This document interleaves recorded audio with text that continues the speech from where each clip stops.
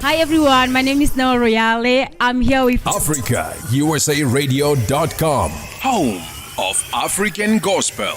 Ekaya Beat. Welcome everyone to the first episode of Divine Calling Unleashed. I am your host Noah Royale and this is Africa USA Radio. Today on our topic, we dive deep into the journey of one of South African businesswoman, and she's also an interior designer. Her name is Grieta PIKE. Grieta, thank you for joining us. Great pleasure. Thanks for inviting me. Yes, can you please just take us back to your childhood, growing up in the Eastern Cape? How was it? How was your experience? I grew up in the Eastern Cape, in the Sundays River Valley. I went to school where agriculture was one of the subjects. Yeah. It was the best time of my life. Grew up between orange trees, very close to the Addo Elephant Park. The farmers used to send oranges in those days to the elephants, and I would, behind my father's back, get onto the back of the tractor, go with, and I would hear the elephants snorting in the juice of the oranges, and they started running from far. So today I'm not very scared of an elephant, although I We're scared of them at that time. I must actually be. No, I'm not scared of an elephant. Wow. Yeah. So also you were one of the top psychology students at Stellenbosch University. So what does that experience help you when it comes to your career and your aspirations? I was certainly not a top student because of myself. I just dated right. Yeah. My husband was extremely dedicated. He sat in the library 5 days a week. If we had to go out on a Friday night, we would go the Saturday morning to the library, and I got so bored. I had to study my psychology. I ended up being chosen to become a psychometric test user in my final year, and that caused me to end up at the SABC because those years they used to test everybody. There were about 6,000 employees at that time, and I ended up in their personnel department. Wow. So in the personnel department, what were you dealing with? What was the work that you were doing? Because is it about interviewing people, placing people for employment? Exactly that. I was responsible for all the women that was employed by the SABC. Wow. I spent my mornings interviewing, also meeting the different department heads to find out what their needs were, and then I would do psychometric testing in the afternoons. Wow. So you know, there's something about people these days, especially in this kind of generation, technology, literally people can fake anything on their CVs. So as a personnel, how will you know if like the things that people put on their CVs is actually the right thing? Did you have to go through talent? Did you have to dig talent? Were you able to see talent when you see it? Or was there any other method? What happens when you look at the CV is obviously you're investigating the gaps. You also look at how long did somebody work at one company, and if they were too up and down, you become suspicious. And you have a sixth sense while you talk to people, but the interesting thing is I did do the promotions, and I would always recommend candidates to the department heads who were going to do the promotions. And looking on the CV, I would always guess who would get the post, but it never worked like that because it's not only your IQ that counts. It's also your social IQ, it's your emotional IQ. What's important on a CV is leadership. If you display that, if you show that you're stable, you don't jump from one job to the other. That was important, but at the end of the day, it's who you are, it's how you get along with people, and your relationships with other people. Wow. And you got married at the age of 20. I'm 33, not even yet married, not even thinking about it. How was your whole experience or your journey from that time? you know what? When I ended up at Stellenbosch, our first speech in the hostel was that we should try to get a shiny little diamond on our fingers by the time that we leave. That was the fashion those years. And I succeeded. I got married. Was it the right thing? No, it was too young. You know, I should have dated many more people, and I should have made better choices. Not that I've made a bad choice, but I would have maybe chosen different if I didn't get married to the first love of my life. Wow. And then how was your whole experience with him? Definitely you guys grew together. Because the fact that you guys married from the age of 20, definitely you guys grew together. What did the marriage make of you? I've went out with him for 2 years, and I then stayed married to him for 2 years we went out, 32 years we were married. And after the marriage broke down, I went to different churches for 7 days praying about myself, what was my mistakes that I made. And I'm very happy that I went through that, because the one thing I realized was I became very used, to him. When he was studying, I knew his friends, the friends that became successful. I knew them. The first time we went overseas, I was with him. We grew together. So nothing was wow to me. While the secretaries at his company has never been overseas, I've been on all his overseas trips, mostly while we were married. We bought homes, we would gut it, we would decorate it. Lots of the homes that we did ended up in newspapers. Wow. So it's a journey we did together. We he made a contribution, I made a contribution. So I got very used to his lifestyle. If he bought clothes, I would go to the shops with him, especially in the beginning, while as he grew more successful, because of his work ethics, because of his culture. I told you what a dedicated student he was. He eventually got the prize as being the engineer in 40 years who made the biggest contribution to civil engineering in South Africa. Yeah. So other women was, wow, what an amazing man. I sat in the library with him.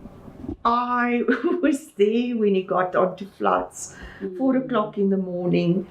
I saw all that. And I think a man needs admiration, and I think they want to be admired. And I think that's where other women had an advantage over me. Because they were in awe of their boss. He was the CEO of a company with, if I have to guess, 700 people. And I was part of his life. So you mentioned you mentioned about buying houses and renovating them together with him. So you are one of the top interior designers in Johannesburg that we know. So can you take me through that journey? What actually inspired you to pursue a career in interior design in particular? To be honest about how I started, I one day went to the Oriental Plaza to buy a dress. And there was a gentleman sitting there, and I started talking to him, and I was friendly with him. And he said to me, you know what? I like your smile, and I need you to help me with something. That was in the days of apartheid. White people were the only people that could own homes, and this guy was Mr. Meow. He did the development for the Africa Mall, Waterfall Estates. I didn't know who he was. He was just a complete stranger to me.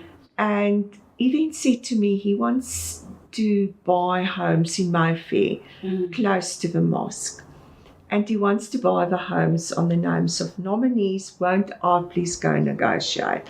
So I bought 18 homes for him, which I assisted him with. Yes. And that enabled me to then take the sellers of these homes, find other accommodation for them, and I would find it in areas like Rissidale. Wow. But to them it was grand accommodation because it had 2 bathrooms, a TV room, etc. So I earned enough money to buy a house cash, and that did help, to eventually buy a property, gut it, renovate it, furnish it and resell it. Yeah. And that was how I got to work for Stephen Falk. He eventually won the prize as the best international decorator. He got it from Queen Elizabeth. She invited him for high tea the afternoon. Were you there also? No. His father went with him. Yeah. After he got his prize to the Buckingham Palace. And as he was walking into the Buckingham Palace, his father, who was a specialist doctor, said to him, "Stephen, just please remind me, what is it that you're actually doing?" How old was he at that time? He was a very clever man. He was a medical specialist, but he was not obviously as interested in interior design that Stephen was. And he won the Andrew Martin Prize for the Saxon Hotel that he did at the time. Wow. Which is an international award, So what are some of the projects that you've done that you're very proud of, that are like stick on your memory? Like every time when you're thinking of your art as an interior designer, you're like, these are the moments that I'm proud of? That's a difficult question because, I already started in the 80s. Yeah.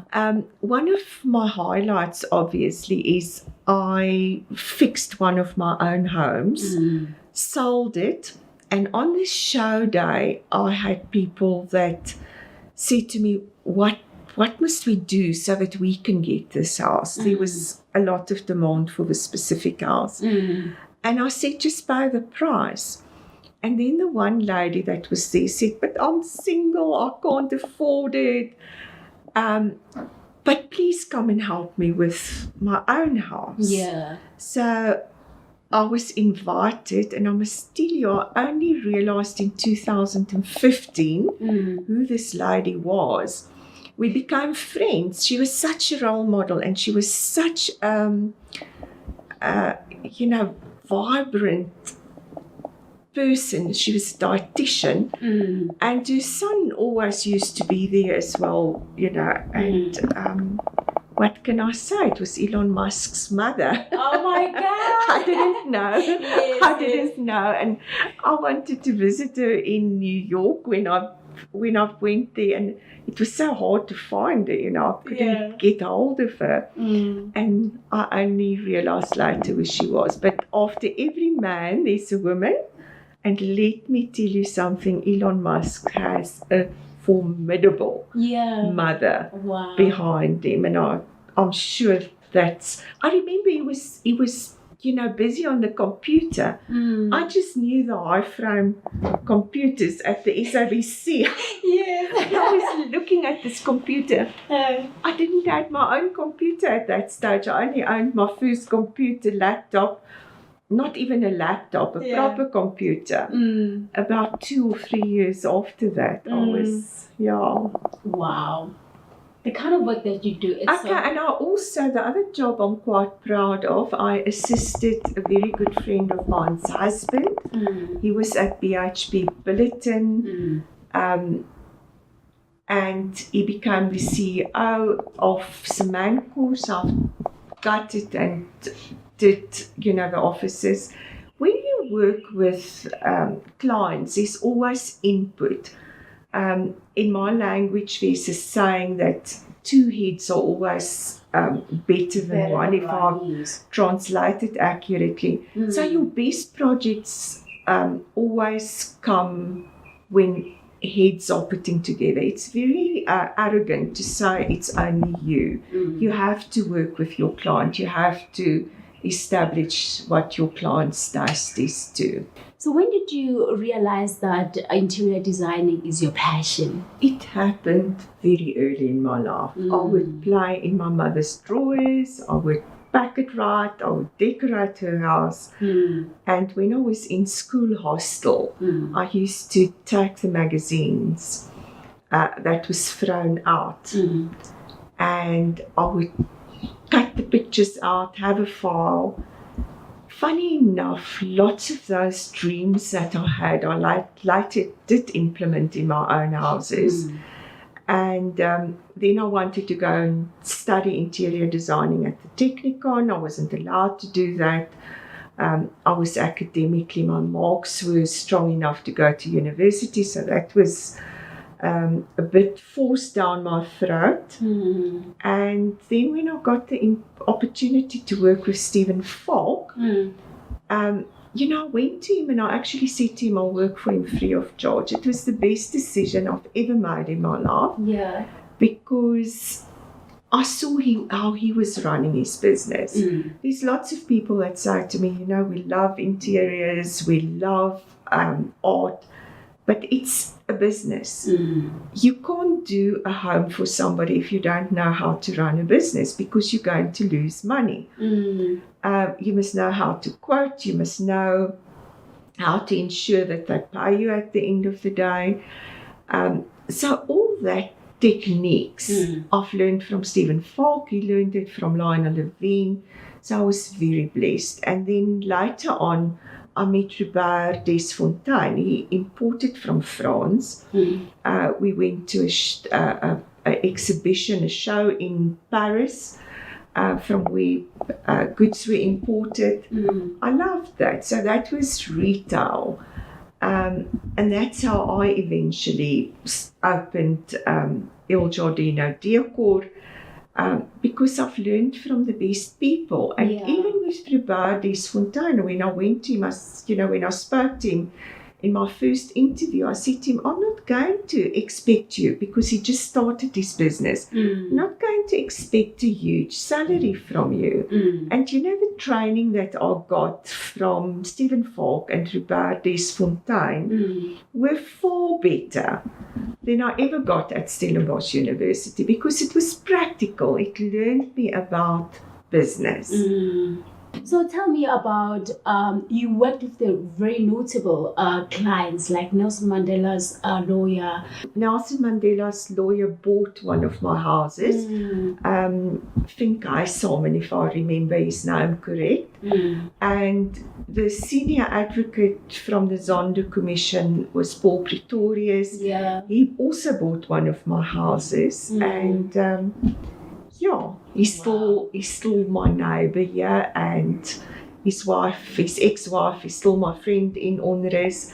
So it's a career where you learn to know people and you build good relationships with them, because you spend a lot of time in their homes. Wow.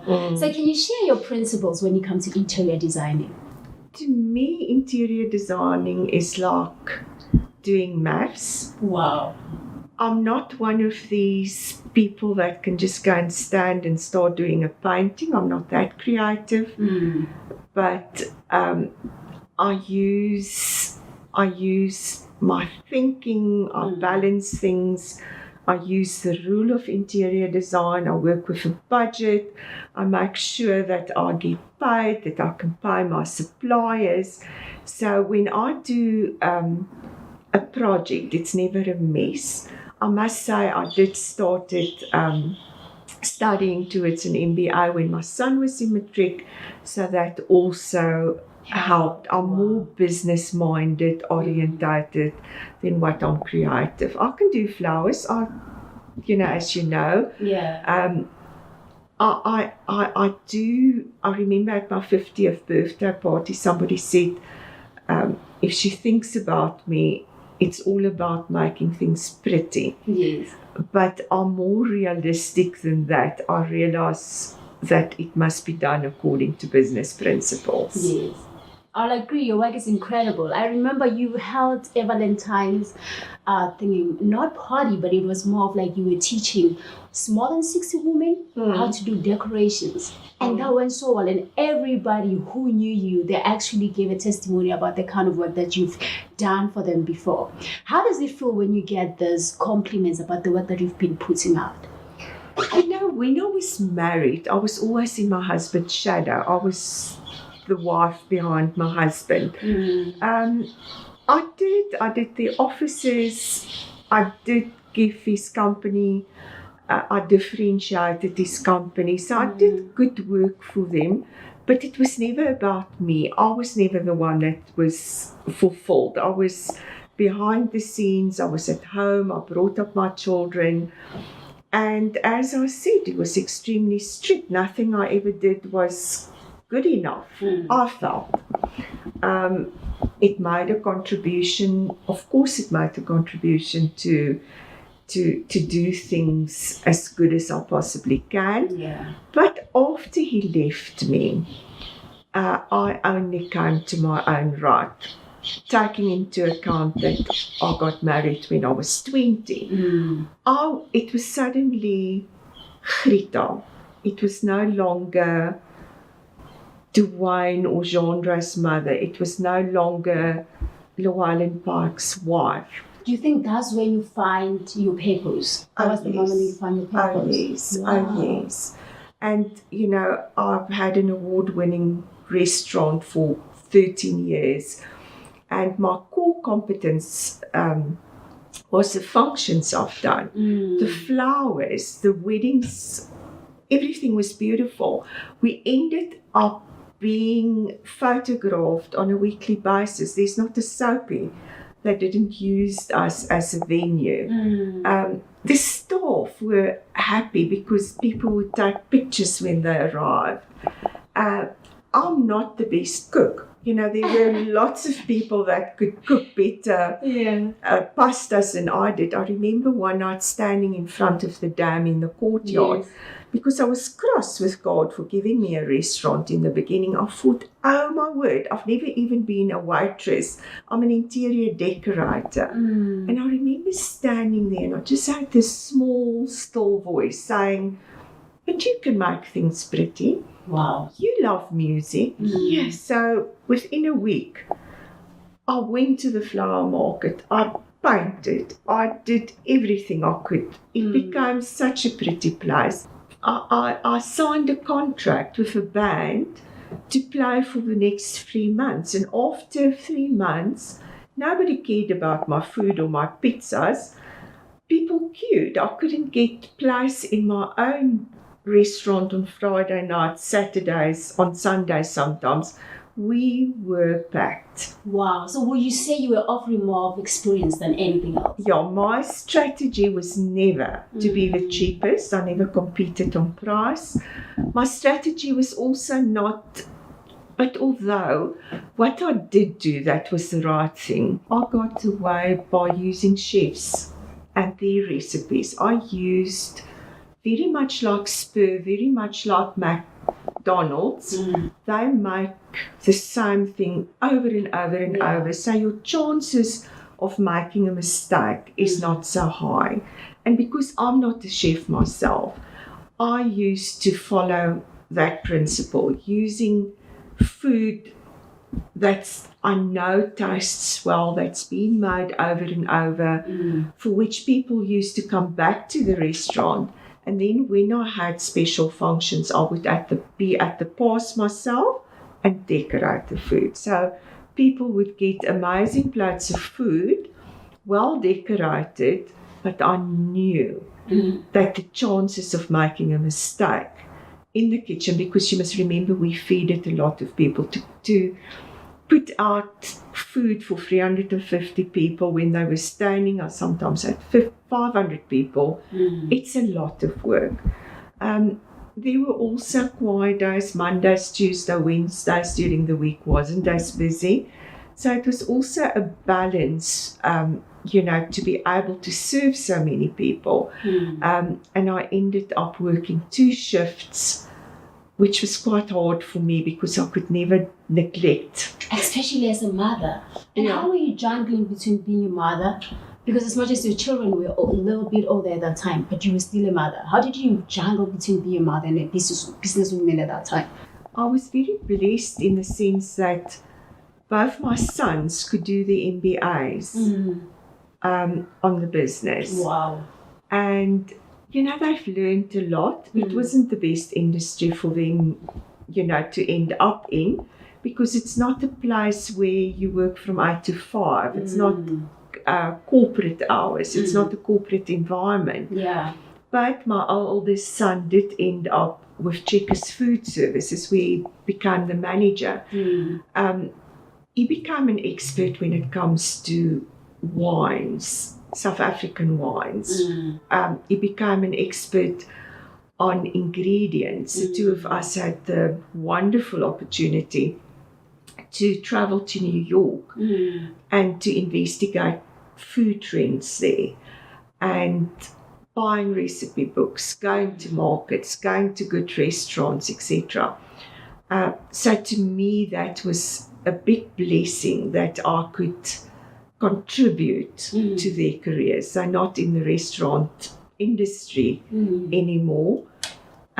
Genre was also very, very involved when I was with Il Giardino. Decor, he has a good eye. He can see and spot a valuable second-hand, because I always, I didn't like new. I always enjoyed going to charity shops, to auctions, and that part of the journey he very much shared with me. He established, when the economy started going down a little bit, he helped me to start a takeaway shop, helped me to establish the decor shop. So yeah, my sons were very much involved. Duane was also helping with the administrative side of the decor shop. So both of them were very involved. Wow. And yeah, they both got MBAs on the business, and I'm very proud of that. And today they're out there, they're free, they can do whatever they want to with their careers. Yeah. So would you say, when it comes to Destiny Helpers, you would really say they are one of the people that are actually part of your Destiny Helpers? My sons? Yeah. Very much so. Wow. Yeah. Okay, so something that you mentioned earlier, or you mentioned that El Giardino Deco was actually on the flights, on each and every advertisement around. What do you think made El Giardino to be literally to separate itself to other competitors? There's a lot of other good companies as well. I can't take all the honor because, I can only speak for, our own experience and being blessed that people chose us for wonderful, wonderful functions. As I say, we didn't do, I'm not the best chef, but I'm good when it comes to doing the flowers, doing attractive food, putting flowers, decorating the place. So people would come, and it was an experience to be at Il Giardino. Wow. And I must also tell you, God gave me Il Giardino. The day that my husband decided that he wants Divorce. not so much a divorce, he just wanted the opportunity to pursue his own happiness. He was in his 50s and he wanted more from life than what I could give him. One of the things that I never could give him was a big family. I was an only child and I only had 2 children. And I'm good with friends and networks, and my boys always had lots of friends. But he more enjoyed the stability of having a family who he sees every weekend. That's not something that I could offer him. And so when he left me, I went and I prayed, and my credit card didn't have money in, and I was suddenly on my own. And I prayed to God. I said, I don't have a work with a regular income, and I don't, because with decor you have a deposit, then your client pays just before delivery. Things could take 3 months before they paid. So I didn't have that regular cash flow anymore. And then they only paid after they were really happy with the project. So there was always 3 payments. There was never just a monthly check. When I flew back after that prayer next to the sea, I was invited within 12 hours for coffee. And this invitation ended up to be in the restaurant. It was the first time that I've ever been to 44 Standing, and I didn't know, and that was serendipity, didn't know I would own the business. And as I was sitting there, Robert Desfontaine walked past, asked me to become an interior decorator with him. But the crux is that within 12 hours after returning back to Johannesburg, I had a job, and God was just ever present in my life. And even during those 13 years, I did a wedding for a minister. And I know that ministers don't earn lots of money, not in South Africa in any way. And so I did it for him at cost. And then when he wanted to say thank you to me, he asked me, can you pray for me? And I said, please, because, you know, the business was a case of no pain, no gain. Yeah. It was not just moonshine and roses. So I appreciated his prayer. And during the prayer, he said to me, I want you to have a party. Within, say, 65 days. This party, and you must invite me, this party ended up being on my birthday.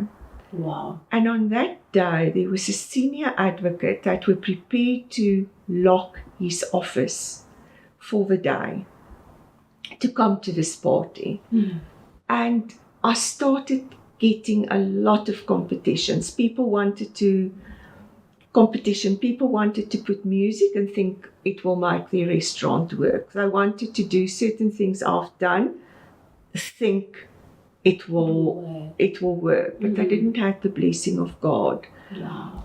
And it was just this terrible noise. And this senior advocate said to me, I'm no longer going to allow them to bully you like that, because they were always working against me.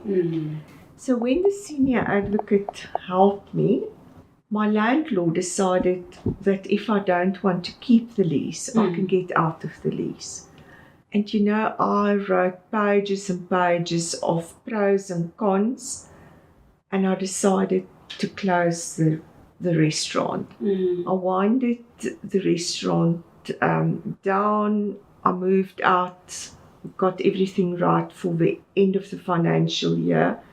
COVID started, and you know, it was because we seated so many people, I simply couldn't afford the fixed cost. My fixed cost, I calculated, was more than $500,000 per month.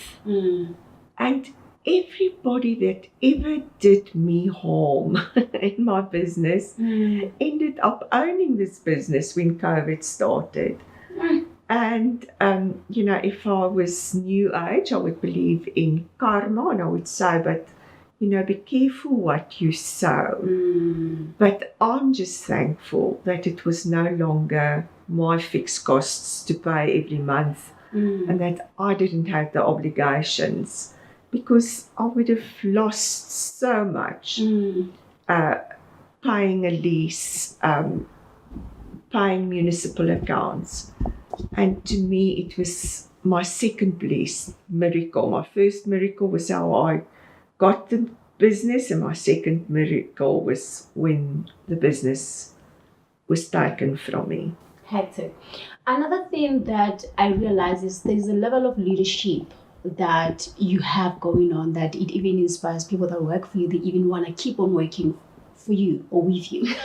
We went to the restaurant the other time. We went to your previous restaurant the other time, and literally your main chef was there, but your main chef has to sneak to say, hey, when you open another restaurant, make sure that you call me, because I still want to. What do you think it is that you give to these people that these people still want to just cling to you?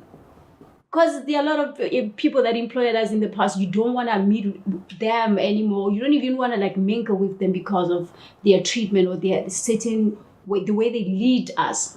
So what is it about your leadership that you think keeps on drawing these people back to you? It is true. I often have people that wants me to open a restaurant again and work for me again. But it's always been like that. I do not manage from the top. I always feel like it's a business is like a staircase. You start at the bottom, next step, next step. Everything that the staff did, I could also do. There were some of the chefs that thought I can cook better than them. It's not true. Even the pizza guy thought I can make a pizza. I tried. I can make a pizza, but flip. That slide is so slippery. When you put it into the oven, that's not so easy. Yeah. I knew how to do their work. And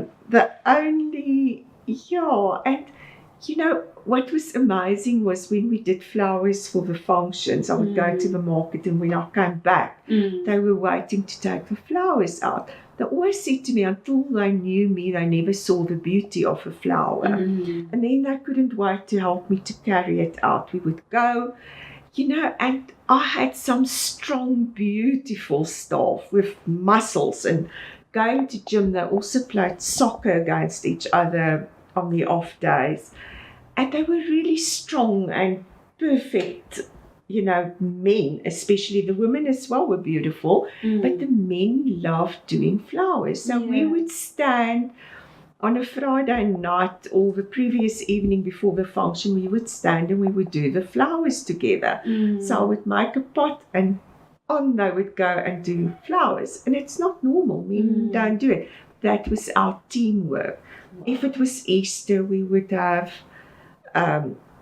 Easter eggs, and we would have buns, and we often had meals or just little traditions that we celebrated. Christmas, I got a present, not the best present, and I remember the car guards as well, because that's the other thing I did. Never brought senior people in from the outside. You start in the scullery, you can learn whatever you want.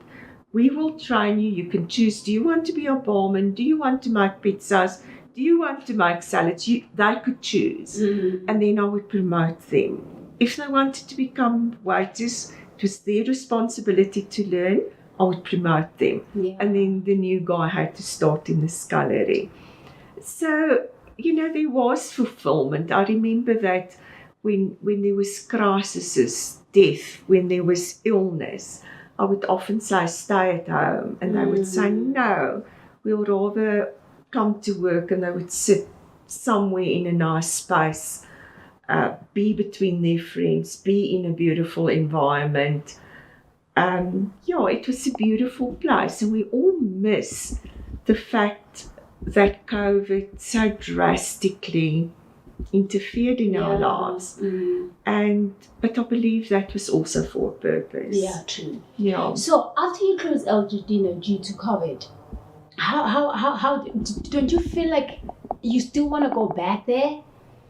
Or did you just get over it? No, I mourned. And I cried, and I missed it, and no, it was not easy. I really mourned. Yeah. But it never, the right open door and the right opportunity just never came. I went down to Hermanus. I stayed there for close to 2 years. Ish. Fixed the house in Hermanus. It was COVID. I couldn't get in contractors. I also didn't have... Did you have to fix the house yourself? I did it with 2 gardeners. Exactly the same. Worked with them. Taught them myself, and the 3 of us during COVID fixed the house, and it's pretty. I'm proud of it. I also met one of my husband's ex-classmates. He also studied civil engineering. He eventually moved into the office that I did for BHP Billiton, the executive offices. He became the CEO then. So I assisted him. We did a dream layout for a house and planned the house. And that gave me the opportunity to visit all the showrooms, update myself again. I worked very narrowly with the architect because I did the layout. Yeah. And then after that, I interviewed 7 architects. And I said, what is the shell going to look like, what you will put around my layout? And I eventually found a nice guy. I loved his wife. I loved his little boy. And we sat working together, planning the house, and the house has been completed. And it's a very beautiful property that's on the sea. I still talk to him virtually every day, the owner of the house, and it gave me fulfillment, and it updated my knowledge again. Yes. And then I started doing some work to my own house. I'm still busy. You see the cottages, you see the quality of housemates that lives with me. Can you talk about that? Yeah. Yes. Tell me something about you. I won't say it's actually about you because literally you attract who you are. The kind of people that you attract is always people of kind of like influence. What is it about it? Do you pray? Is there a certain prayer that you make to say, God, this kind of people that I want my way? Or is it just something that you give out and you just happen to be getting it back? I was in Jerusalem and I got baptized for the 3rd time. Yeah. Because I wanted to get baptized where Jesus was baptized. And when I came out, the minister said to me, I must go to Jerusalem and meet him. He has something he said to me. And he said to me, you know what? You were very upset because you got a business. You didn't want a restaurant. You wanted to be an interior decorator. Got the restaurant because I basically borrowed somebody money and then they couldn't pay the money back. So I took the restaurant. And it just flew because of the decorating and the combination of food. He said, and you often complain, but God prepared you. If a businessman also, because of studying towards an MBA, I learned to understand the business language. And he said to me, when somebody speaks to you now, you have empathy for them. You understand, because it's very lonely up top. It's not easy to be rich. Yeah. It's much easier to stand at a robot. But when you're rich, you also said your uncle said to you, it's lonely at the top. You don't always have somebody to talk to. Yeah. And it's basically, I do understand the business language. I know what they go through. I've also been through this and I have empathy. And I set a long table and people sit around the table and I listen to them. Yeah, and I am blessed.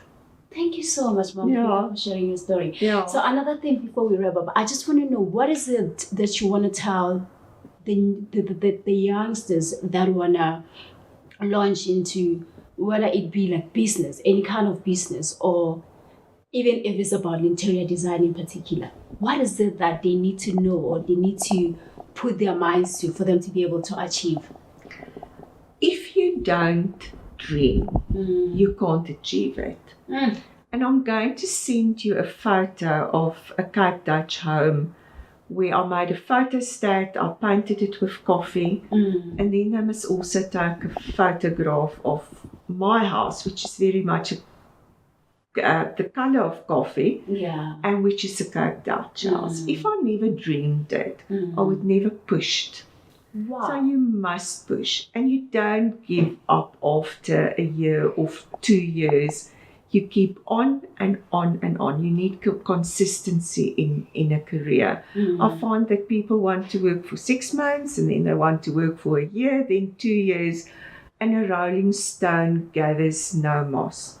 If I look back in my career, in my life for that matter, the regrets I have, the only regrets I have, are the times that I've been reactive, and we are reacted to emotions, where I got cross with people, but the one habit I don't have is I don't attack the person, I attack what they've done.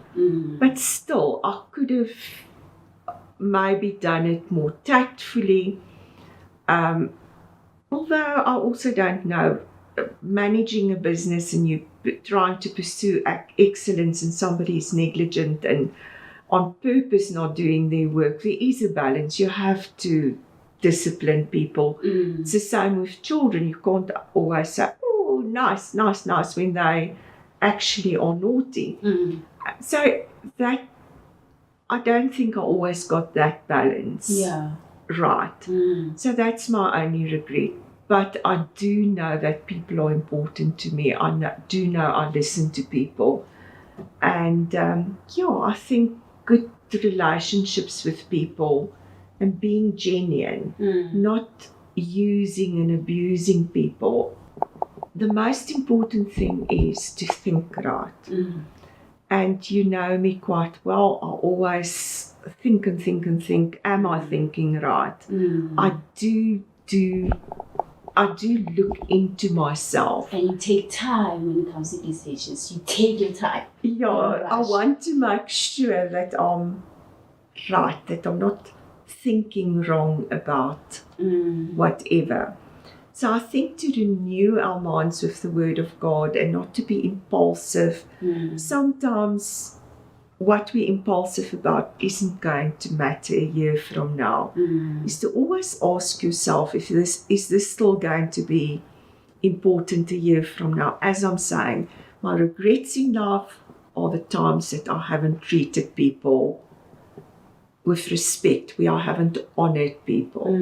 That is what I think is most important, is to honor people, to love people, and to be able to say you're sorry and to look into yourself. I know that when my husband left me, I told that I went to 7 different churches. It was for me. It was good for my growth. Thank you so much, Mom Grieta, for taking your time to chat with us. And also, thank you so much for sponsoring this whole show with your venue. We really appreciate it. This is a beautiful house. We believe you're going to have a good time here shooting all of these episodes that are coming. Thank you. Thank you. It's a pleasure. That was Grieta PIKE, ladies and gentlemen, and thank you so much. See you on the next episode. Ciao. Bye. AfricaUSARadio.com, home of African Gospel. Ekhaya.